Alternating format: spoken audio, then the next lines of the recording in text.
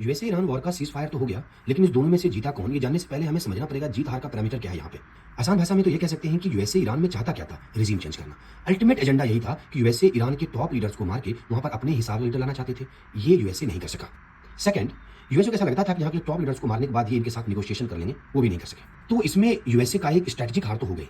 लेकिन जब हम बात करते हैं इकोनॉमिक लॉस की, अगर हम GDP, currency, inflation, military casualty, leadership, infrastructure, sanction, अगर हम इसकी बात करें तो हमें समझना पड़ेगा कि यूएसए की इकोनॉमी पे कोई फर्क नहीं पड़ा।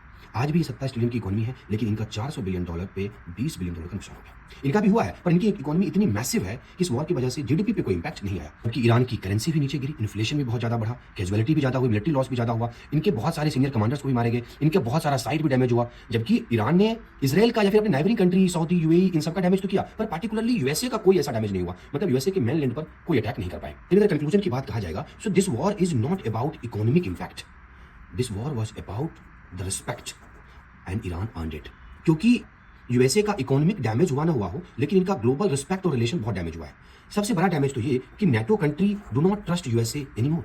नेटो ने सपोर्ट भी नहीं किया। तो जो अल्टीमेट एजेंडा था नेटो का कि एक कंट्री पे वॉर में सारे कंट्री जो नेटो के मेंबर है वो सब मिलकर उस कंट्री के अगेंस्ट लड़ेंगे, ऐसा भी नहीं हुआ। यूएसए को यूरोपियन यूनियन कंट्रीज का कोई सपोर्ट नहीं मिला। इवन यूएसए थ्रेटेंड कि मैं नेटो का पार्ट, अब मैं आगे रहूंगा ही नहीं। तो अगर आपको आंसर राइटिंग एग्जाम पर्सपेक्टिव से लिखना हो एनालिसिस को, तो आप इकोनॉमिकली ईरान को बताएंगे जो फैक्चुअल बात है, क्योंकि इमोशनल बातें तो नहीं कर सकते। वो मीम पेज और मेन स्ट्रीम मीडिया में आप ऊपर नीचे किसी को दिखाइए। फैक्चुअली ईरान को बहुत लॉस हुआ इकोनॉमिकली, पर अगर आप मोरल की बात करें, रिस्पेक्ट की बात करें, ग्लोबल इन्फ्लुएंस की बात करें, तो उसमें ईरान ने अपने आप को प्रूव किया। वहीं यूएसए की बहुत ह्यूमिलिएशन हुई। Hope you guys understand. Thank you so much for watching.